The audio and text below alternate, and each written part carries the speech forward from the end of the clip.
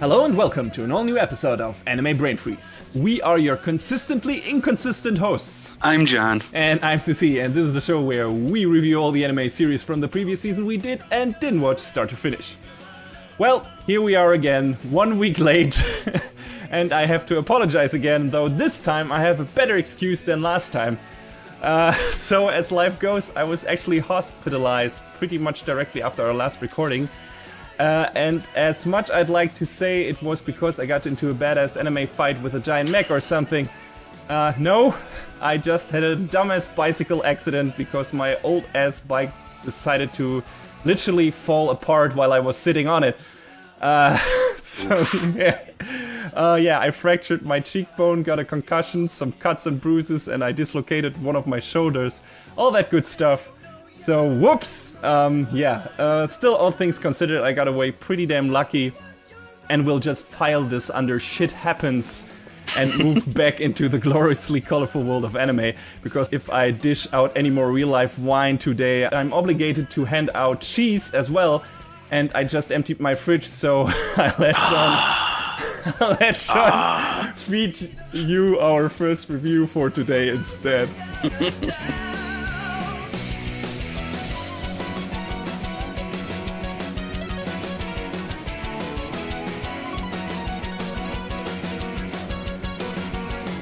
So yes, it's one unfortunate accident after another, sort of. So we're going to talk about Masamune's Revenge, very much off-color rom-com, as it were.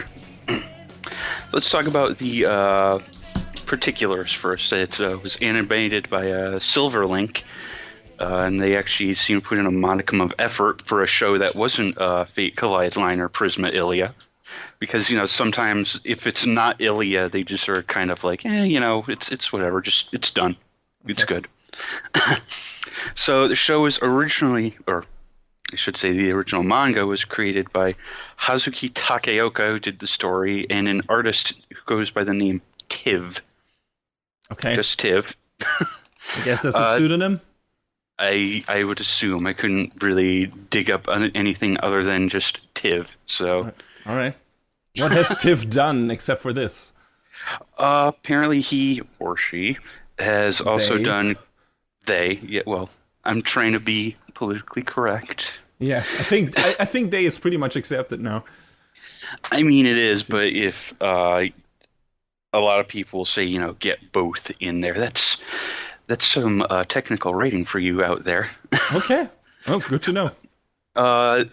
Tiv did apparently original character designs and idol incidents. Woof. Woof. The character designs in Masamune's Revenge are better, at least. And did, some of those fancy end card illustrations for If Her Flag Breaks in Sasami-san at Ganbaranai. Never heard of that.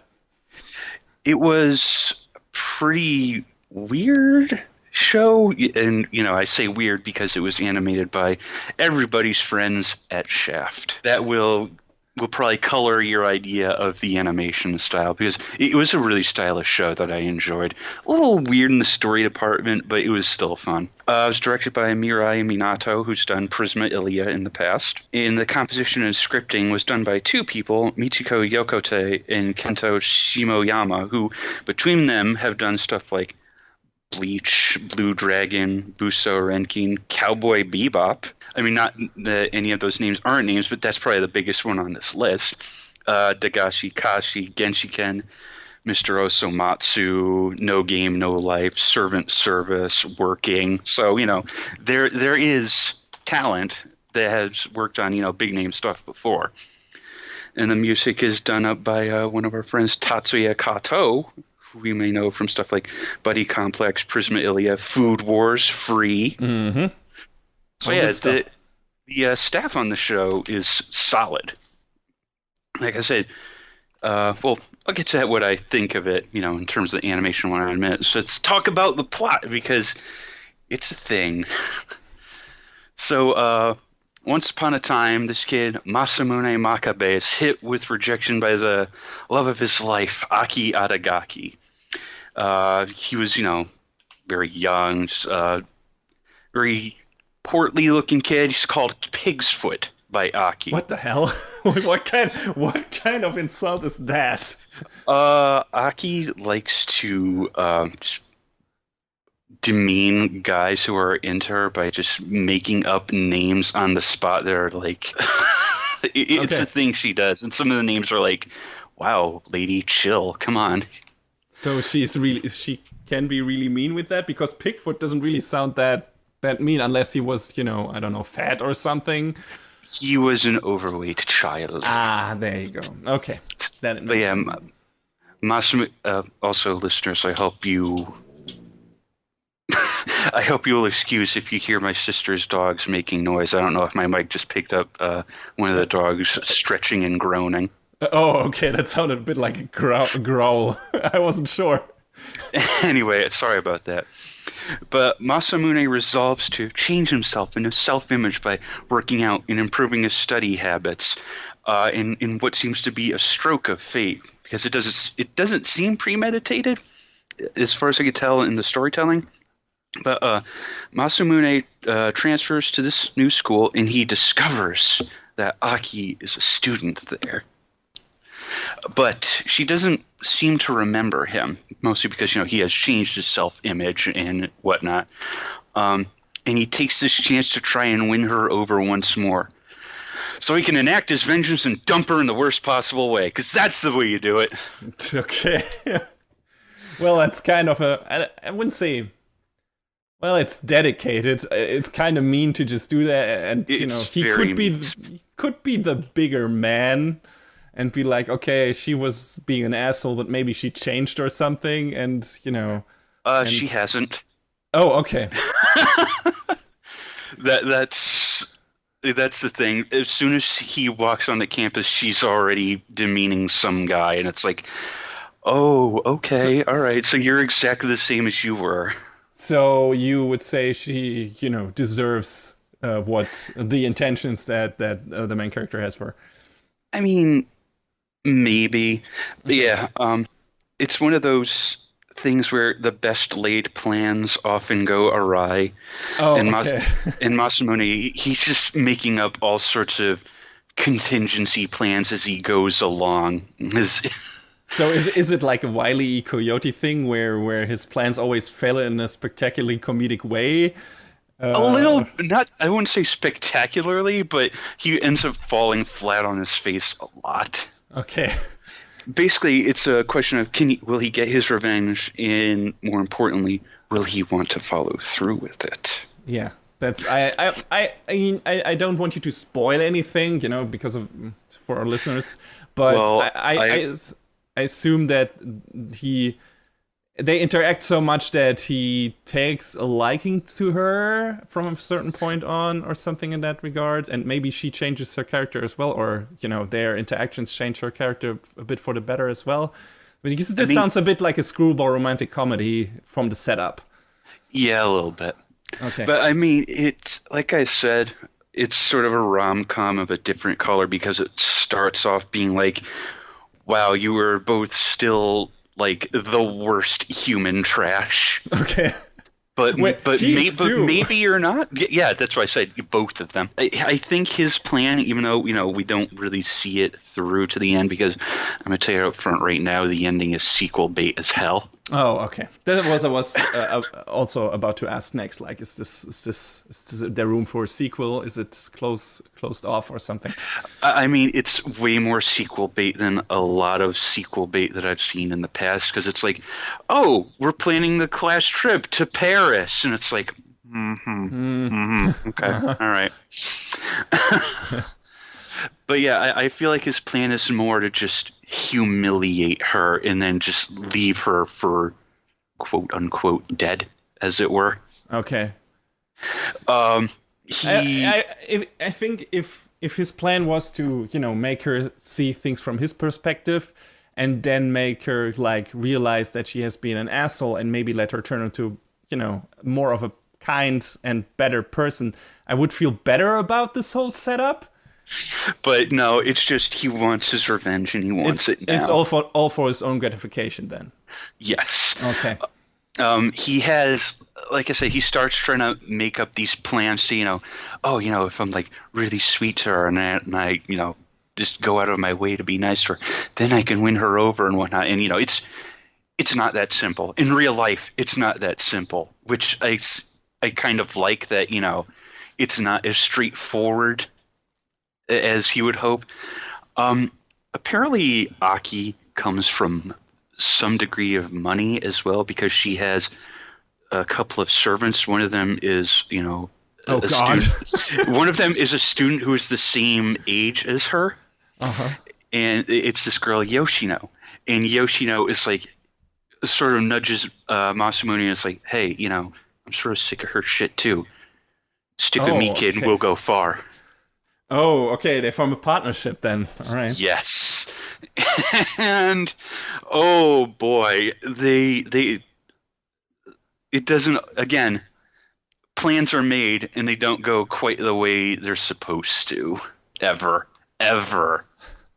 So is this like more laugh out loud slapstick comedy? Is it more like snarky, I don't know, evil commentary with kind of a nice in quotes, mean spiritedness, or there's a lot of snark that goes around, but when it comes to Masamune's mess ups, I feel like I got genuine laughs out of this show, so I feel like there is some room for both snark and laugh out loud.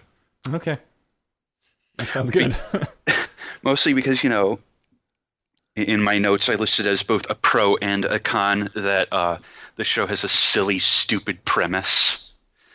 And if you can't really get on board with this whole revenge plot, because understandably, I get why people might be turned off to, you're trying to hit on this girl just so you can kick her when she's down, and that is mean-spirited. But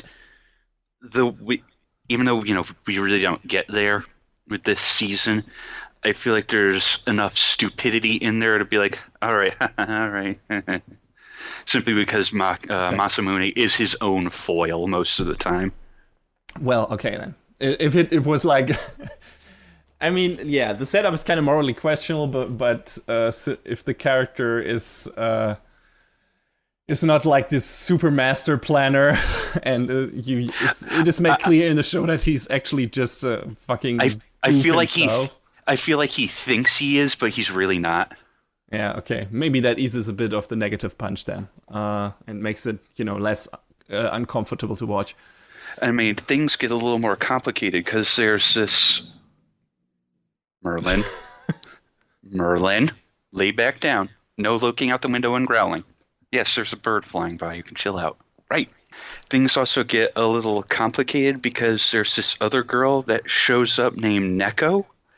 And she has the hots for Masamune, but she's very conniving because, she sees that Masamune is interested in Aki, but she at first doesn't understand the nature of his attraction to her. So there's a lot of weird back and forth like that and, misunderstanding that, she wants to be with him, but she, doesn't quite get at first, She thinks he's legitimately like in love with, the girl he actually wants to dump. Yes. I guess. Okay, well, that makes sense. So we got like this weird love triangle that really isn't a love triangle. Yes. Because he doesn't love the other girl. Well, yeah, that's, I don't know, that's a funny setup, though. How long do they dwell on that, though? Do they dwell on that for like the entire run of the first season, or...? They dwell on it for maybe a third to a half of it, just because Neko isn't introduced right away. Okay, because that can get kind of old if they like do the same running jokes over and over again. But when certain truths are revealed, the dynamics between the characters do change. Okay, and for as dumb and as goofy as this show is, I feel like the dynamics between the characters did make it interesting to watch, even through the goof-ass nonsense premise of, this mean-spirited attitude that basically everyone has toward everyone else. Mm-hmm. And I mean, there's another show we're going to be talking about later on in this season that deals with goof-ass characters that sort of they manage to get along through their idiocy.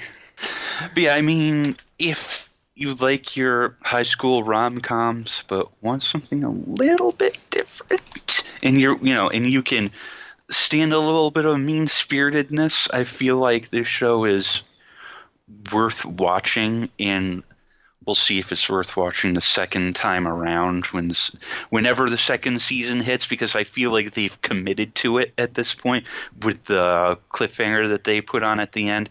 But, at the same time, there's also other shows that's happened to. So, shrug. Maybe we'll see what kind of fun shenanigans Masamune can get himself into over in France. Yeah.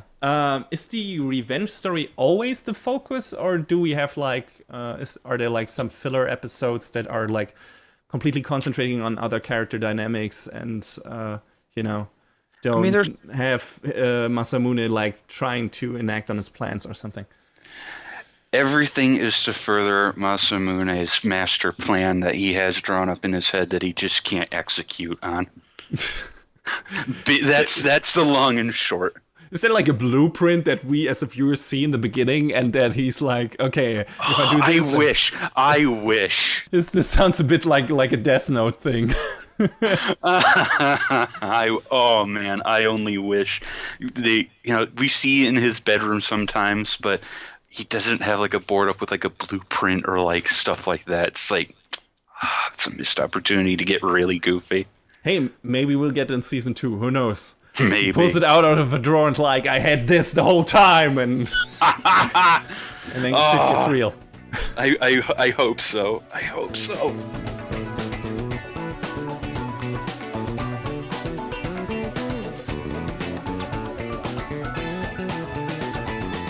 At the beginning of Blue Exorcist, the protagonist Rin Okumura is really down on his luck.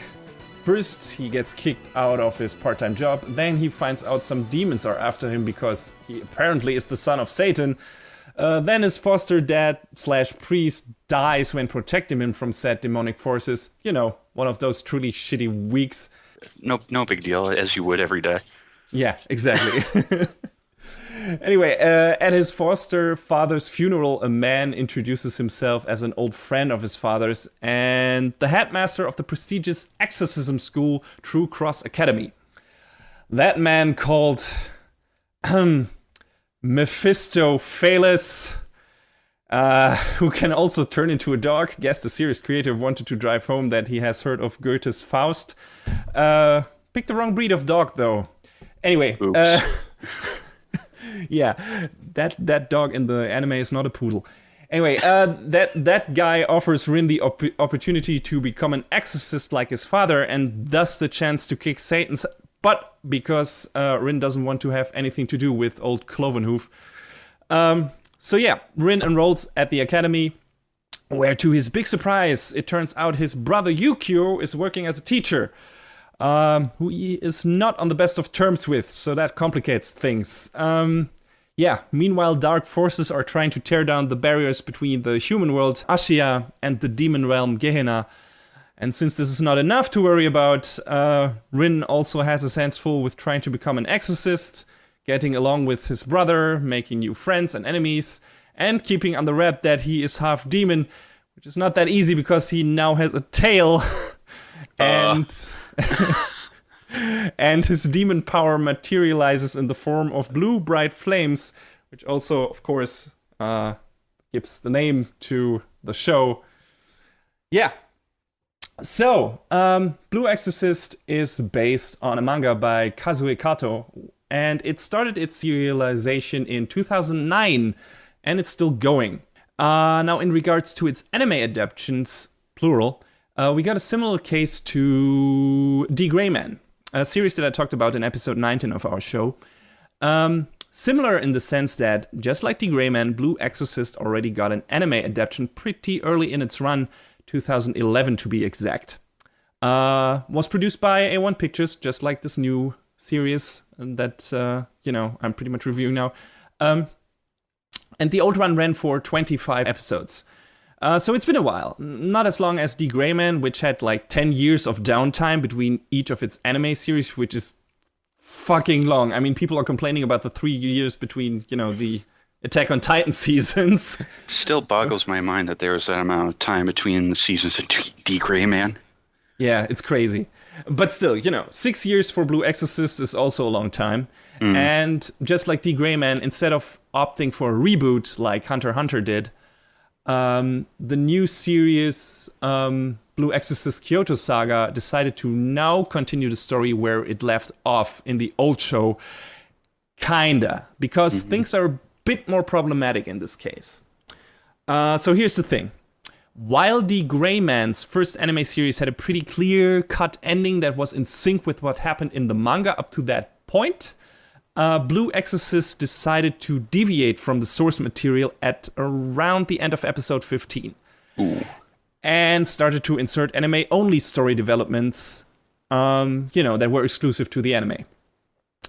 And went in a pretty different direction than the manga did. So I assume this happened because they knew they were running out of manga material and wanted to craft an original, kind of closed-off, satisfying anime ending, instead of leaving things more open-ended like The Gray Man did and other series that, followed the manga material, like, pretty closely.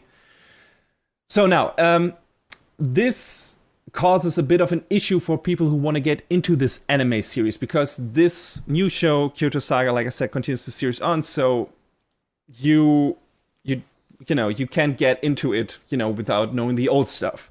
Technically, Kyoto Saga takes place pretty much directly after episode 17 of the original anime series.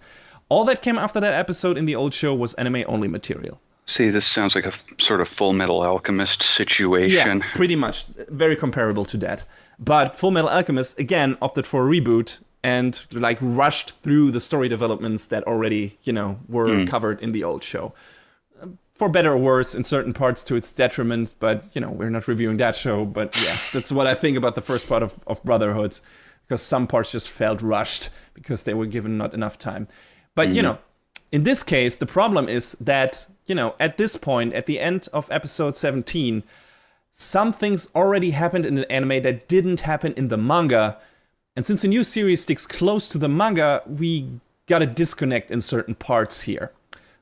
Let me explain. For example, a rather big enemy that was already killed in the anime is still alive in the manga. And Rin's friends, who all found out that he is the son of Satan at this point, kind of made peace with that fact in the anime already, but not in the manga. So if you watch the old show up to episode 17 and then switch over to Kyoto Saga, you're wondering why everyone is being so fucking cold to Rin all of a sudden again. Oops. Yeah, it's like, it doesn't match up. It's like, okay, did I miss something? Why do these characters behave completely different now from where I left off? So yeah, that's a problem. Well, of course, you might say, then I'll just, switch at the end of episode 15, because that's when things started changing, right? You could, but then you're missing out on some pretty important story beats and introduction of characters that don't really get a decent recap or proper introduction at the beginning of the new show. So yeah, someone fucked up here. You basically cannot have a flawless connected viewing experience if you go anime only. And in my opinion, it was totally unnecessary. They could have started the new show with the events that took place in episode 15, which was a big battle and would have made for a great showstopper introduction to the series, for new viewers. Then, from that point on, just stick closely to the manga this time and continue from there as planned. I have no idea why they didn't do it. Maybe because they would have needed to, more episodes to tell a story in one season or something like that, or would have compressed stuff too much. I don't know. But yeah, like this, if you're coming over from the old show, you don't have like a perfect, jumping off point to get into the new show. And that's kind of a shame, because in my opinion, this could have been avoided. As it stands, if you want to mostly watch the anime, but also want the story closest to the manga, you pretty much gotta watch the anime until the end of episode 15, then read chapter 14 and 15 of the manga, and then watch the new anime series Blue Exorcist Kyoto Saga. It's kind of dumb. a lot of work. Yeah, it sounds like a lot of work. It kind of isn't, but it's still dumb.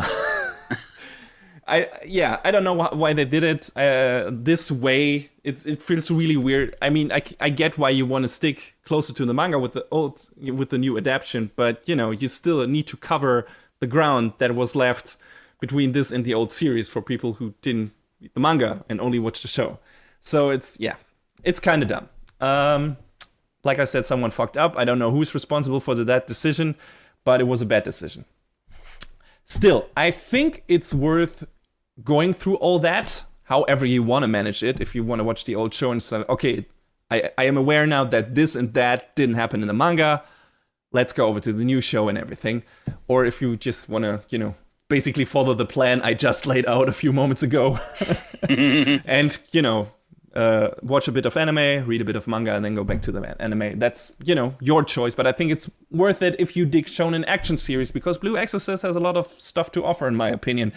It's mostly really well animated, which is a plus considering it's coming from A1 Pictures, and it's not Sword Art Online. So, and it's not working. Yeah, exactly. So yeah, it's really good stuff.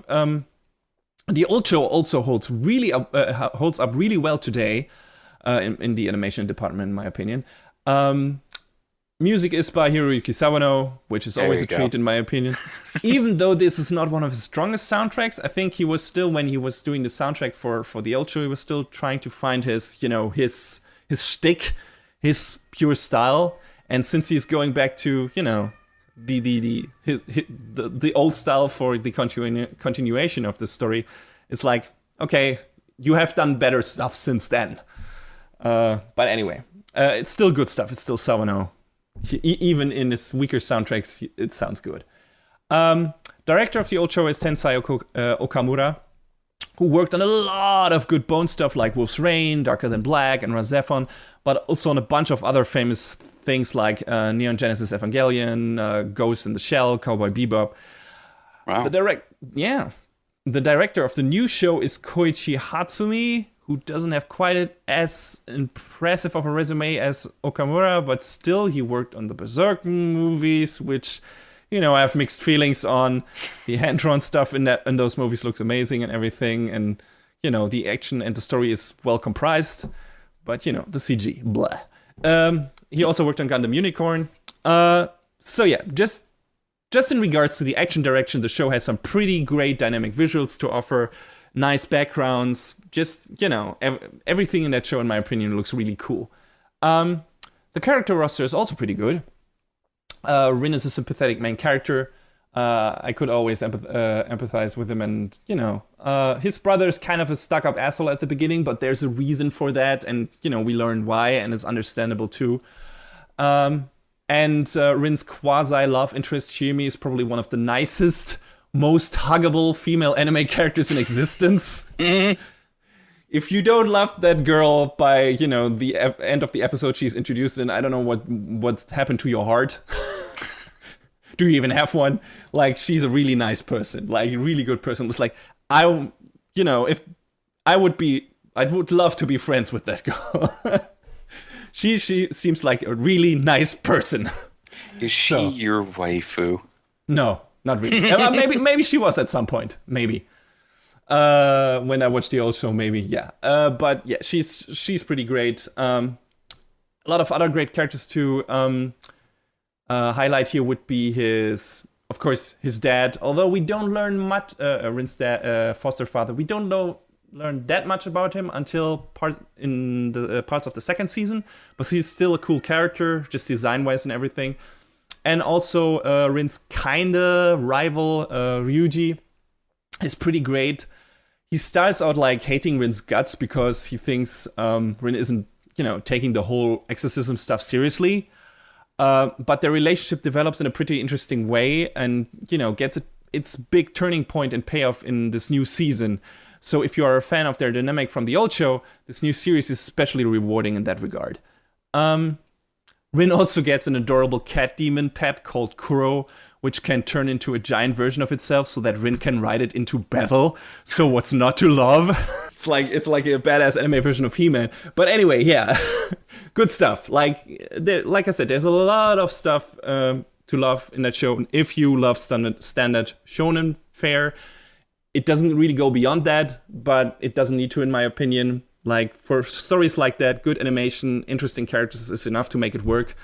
And the action is cool, sometimes really great. So I recommend this show to everyone who digs shonen shows like Naruto, Hunter x Hunter, Yu Yu Hakusho, Bleach, stuff like that. You'll probably like what's, on the plate here. The only barrier of entry is the problem with the anime-only material I mentioned earlier. But if you can work past that, which is not exactly difficult, you will probably have some fun with that show. I hope we get a new season soon, since the manga is still running and they got a lot more material left to adapt now. And I'm definitely looking forward to more. Blue Exorcist, very fun show. Just a bit complicated to watch all the way through. It just sounds like you need to take a few left and right turns before you can get the full picture from the anime. Yeah. But, maybe for some people, working to get the best viewing experience will make it more rewarding. I don't know. That's for you people to decide.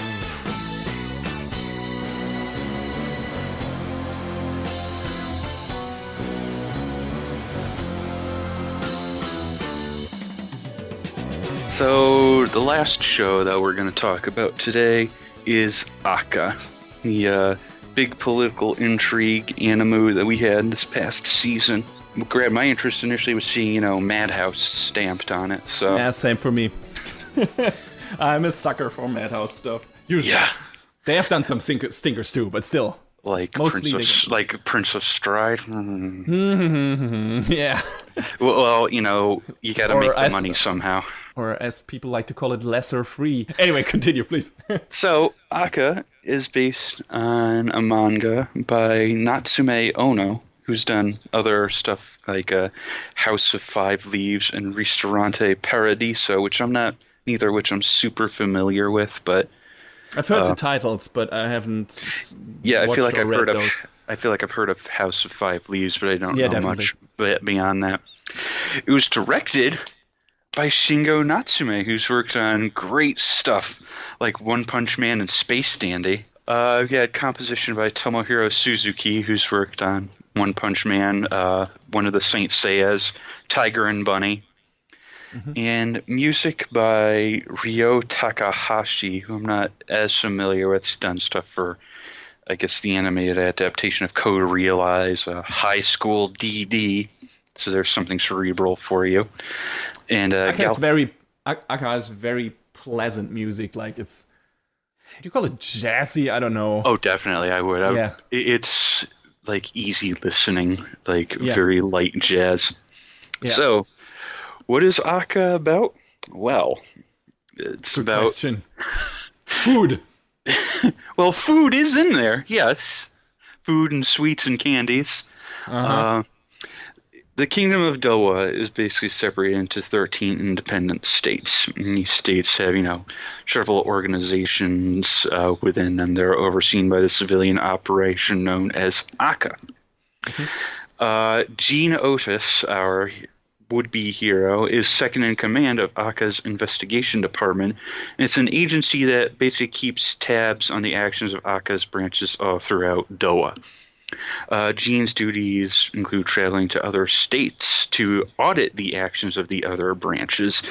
And when the investigation department is on the chopping block, Gene discovers through his travels that, there's a little bit of corruption going on in other branches. And basically his discoveries, show that, hey, maybe we need to keep the investigation department around. So he, I'd say, more or less single-handedly saves the investigation department's future. And he kind of discovers through more of his travels that there's something of an amount of unrest amongst the citizens of many of the other states, and there is this brewing plot to overthrow the monarchy. And Gene's further discoveries sort of start to unravel startling insights into his past. Yeah, there's some twists and turns in the show, and it's hard to figure out where to start because I feel like the one big criticism of this story is that it's a slow burn. Oh yeah, definitely. Like, it's a lot of the series feels like a road trip, like through the various distinctive districts of the kingdom, and the show telling us about the daily lives and dreams of the people living there. So if you expect like a straightforward plot, which is like, okay, now we got this twist relating to the coup, and now this is happening, it's not that straightforward. Like, there's always a bit of truth revealed here and there, but it's not like this super dramatic politic intrigue thriller. It's got a much more laid-back pace and atmosphere to it, and it also meanders a lot. I kind of feel like that it's a collection of backstories that come together to form an overarching narrative, and I kind of like that. It's kind of like, it's important that, you know, we learn so much about the districts that Otis visits, because it's like, it goes back, or it relates to the importance or the, you know, why certain characters decide to behave certain ways in the finale of the series, or, you know, what their conclusion is, and why they do certain things, like the uniqueness of the district and how people are treated there, and, you know, all that, you know, comes back and, you know, is important to the payoff of the show and to certain character motivations. And, you know, if we didn't spend that much time in the different districts and with the people there, maybe that wouldn't feel so, you know, that wouldn't feel so relatable and so important. And, you know, you're like, why are these characters doing that? No, you know, it makes sense they're doing that because they're, you know, what we experience in these districts is important, and it all comes back to that. So yeah, if you keep that in mind, that all you're seeing kind of is important, you know, to the emotional state and decisions of certain characters, maybe it will feel more relevant to you. But if you don't do that, a lot of this show feels like, okay, we're just visiting this town now and looking at all the food in this town. And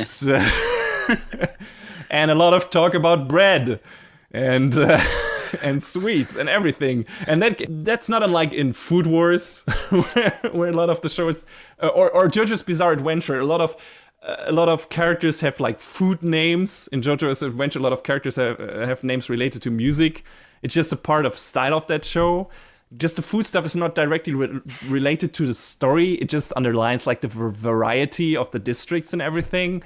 And hey, everything of this is worthwhile, and it's worthwhile in its own way. So I just love, speaking of that, Magi is constantly saying to Prince Svan, you know, hey, sandwich bread is great. And it's like, yes, it is. And Prince Svan doesn't give a shit. And that is saying a lot, because he's an asshole character, but at certain points I was really relating to him in that regard. He's like, stop talking about the fucking bread, I don't give a shit. Yes, thank you. I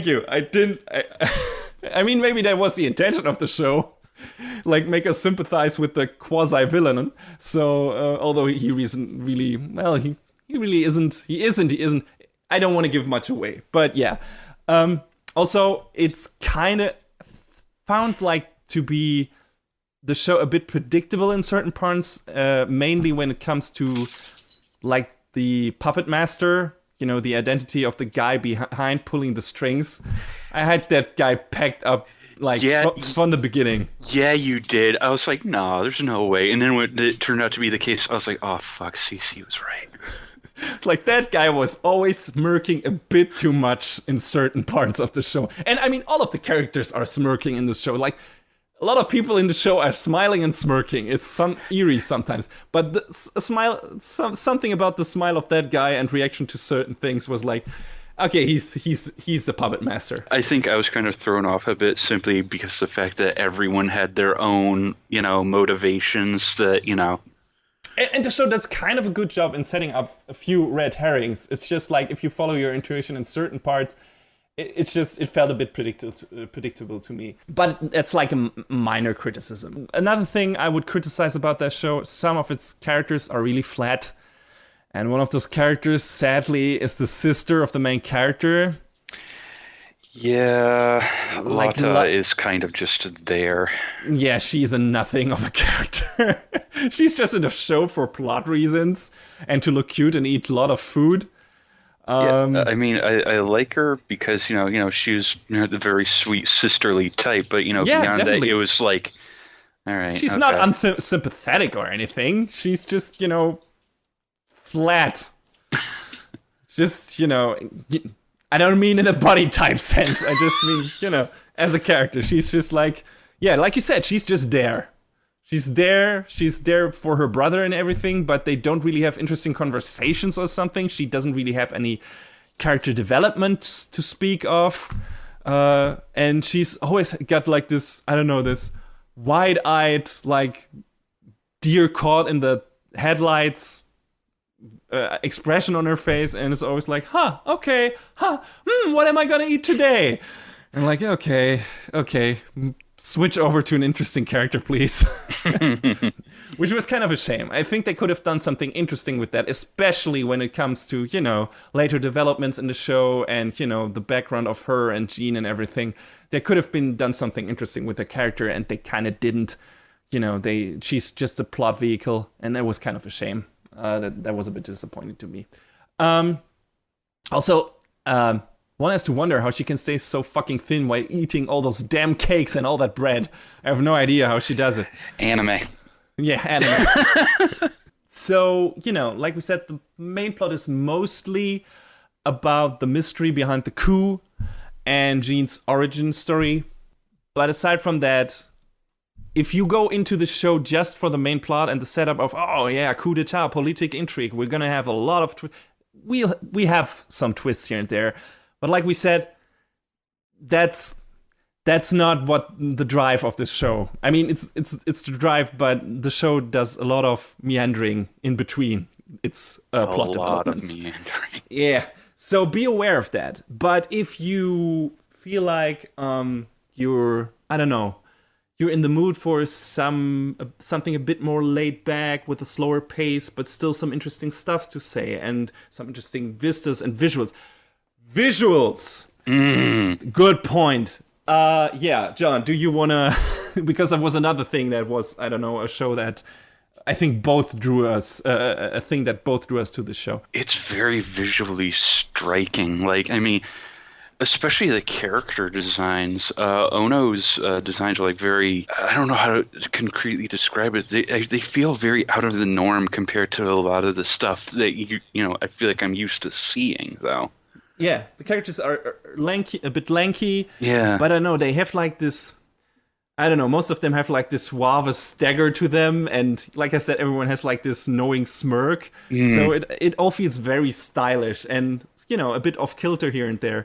But it's like just in a cool way. And I think we both loved the opening to this show. Oh my God. The animation, Shadow and Truth is a great song. Like, I even noticed partway through, I think it was maybe episode 5 or 6, they changed the part at the end of the intro with the silhouettes so that, they kind of came on screen and moved much more in time with the music than it did. And that, like, when they made that small change, the intro went from great to just excellent, just top tier. I'm always amazed that you noticed this kind of thing because I didn't. It's great. I like looking for, sometimes intros go out and they're clearly not ready, and I could name a laundry list of shows. But, stuff like that, when they make like these small changes that make them, even stronger, that's attention to detail, and I love it. Yeah, it doesn't always have to be as creative as in, for example, Erased or something like that, where they completely change up the opening, which is also awesome. But, it doesn't have to make it, like, better. And also to say, there's not that much actual animation in the opening itself. There are a lot of, mostly still frames, but the character designs are so striking, and the way they're framed in the opening is so interesting, combined with the music, that it just works. I feel like, but what there is of animation really stands out. Like, when when the water drops and it clearly is meant to look like a crown. Yeah. And maybe then even that scene of what was her name, Mauve, just going up to Jean's ear and whispering in it, and the mouth movements are, in time with the lyrics, and I love that so much in intro sequences. Oh, it's the best. Yeah, and I mean, that's probably even more powerful because a lot of that other stuff in the opening is still frames, and like you said, when the animation happens, it's an eye catcher. So yeah, great stuff, and that's that style continues throughout all of this series. Like it just feels, I don't know, this feels like this series has just a great atmosphere and like these really varied visuals to it, because the districts are like we mentioned already, very distinct. You got like the snow district, you got like a mountain thing district, you got like a desert district, a farmers district, you got like this district that has like big town that looks like Las Vegas with a lot of gambling in it. So you get a lot of interesting visuals in the show. Just for that alone, it's probably worth watching, because it's if you think like, oh, that's, if he just goes to different office building and just audits people there, that can't be interesting at all, especially if there's not much main plot happening in certain episodes. But, because the districts are so distinctive and feels kind of a road movie in certain parts, it's, there's a focus on the distinctiveness of those districts. And it's that distinctiveness is also, that uniqueness is also an important part of this story and, the messaging in the story in certain parts. So yeah, it all works in a way. It's just slow. Yeah, I mean, I think out of pretty much all the shows we're going to talk about this season, I feel like this one has the best sense of style. Oh yeah, definitely. Because Definitely. I think there was maybe one other show that might come close, but this one is definitely at the top of the heap. Feels like it's the same kind of cool that I get from something right now, which is a current thing, Persona 5, which has still pretty weird and off-kilter designs in certain parts and unusual stuff. But it's like this kind of weird that it's pretty cool and unique that it's pretty cool, just because you don't see it that much or that kind of style that much. And that counts for ACCA as well, because like you said, it's got a very unique design sensitivity when compared to, your usual anime stuff. And that goes for the story too, because this is a story that you don't see that much in anime. Just, because it's really slow paced, there are not that... The stakes are kind of high, but it's not like it's a super dramatic or violent show. Like, I think there isn't even any death in that show to begin with. Well, yeah, off screen maybe, but that's more like in a recap or something. It's not like happening to one of the actual characters. Like there's a bit of violence, but not really. And you would expect like something with a setup, with a plot set up like a coup d'etat. There would like be, I don't know, it's like civil war scenarios or something that could happen. And a bit of that maybe is in there, but it's not. It's like handled with, I don't know, with a very non-violent hand. Yeah, I was going to say, if you're looking to this show for that sort of escalation, it doesn't get there. It's not Code Geass. No, it isn't. For better or for worse? Question mark. Yeah, that's the question. It all depends on what you want from the show and how you go into it. Right. If you want like a riveting, action-driven, political thriller with sci-fi elements or something, you won't get that here at all. But the stakes are still kind of high, and the fun is more in seeing certain plans and twists playing out, than putting characters in peril or in dramatic action sequences or anything. Because, like I said, there's not much of that in this show. But if you want something different, if you want like something with a different pace, with a different look, with a different feel, with kind of different characters who are not not all of them are super interesting, but enough are. And, just an anime that feels different from the norm. I think ACCA is the way to go. That would be something. Like if you want to break out of the standard shonen fare stuff or the standard romcom stuff, I'm like, okay, I'm looking for something different that, isn't done that much in anime, story-wise and, style-wise, everything else. I think you should give ACCA a try.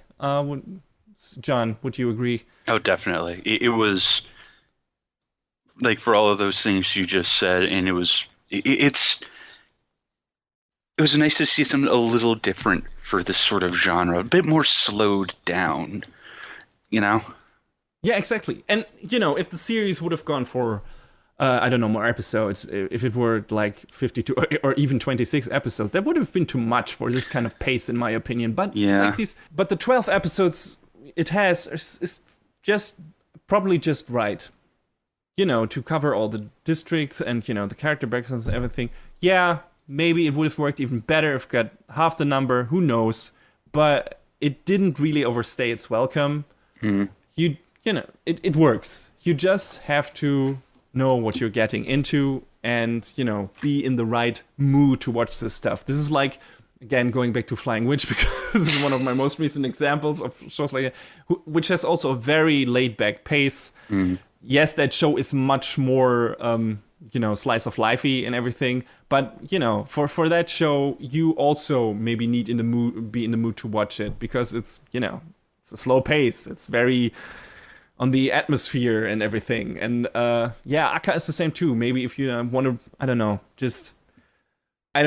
need to relax after work or something and want to watch something that lulls you in a bit. Still has some interesting things to say, but, you know, is a slow burn. ACCA is probably the way to go. It all depends on what you're, if you're in the mood for stuff like that. But, you know, for a slow-paced show, this is a good show. This is a semi-interesting story, and, you know, pulled off pretty damn well, with some twists and turns here and there that are pretty interesting. So yeah, I would say give it a try. If the spark hasn't, you know, connected until the end of episode, what would you say, 3? Yeah. Then maybe, you know, stop watching it if you're like, oh, this is too slow to me, this is too lame for me, because the pace doesn't change. Like, it ends pretty much as slow as it begins. So yeah, if you're like not interested after 3 episodes, maybe, you know, say, okay, that's that, and leave it behind. But if you're like, hey, this is nice, this is a nice, slow, different feel, I think I'm in the mood for that. Yeah, by all means, please continue watching. I think it's worth it, just because it's something different. And I see lightning outside, which means there will be thunder. So we should end this episode, because we shouldn't record while you know, there's a thunderstorm that would interfere. Anyway, yeah, check out ACCA if you're in the mood for a slow but good burn.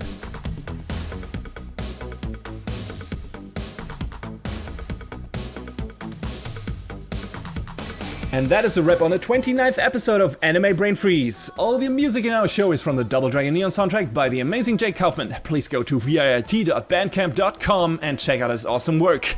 You can find us on YouTube, Facebook, Twitter, iTunes, Stitcher, SoundCloud, and animebrainfreeze.com.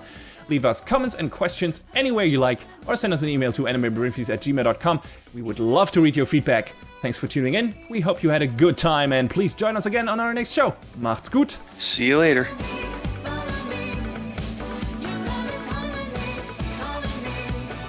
Next time on Anime Brain Freeze. A nerdy day trip turns into an extended stay. And we'll join a shepherd on his journey to rid the world of malevolence.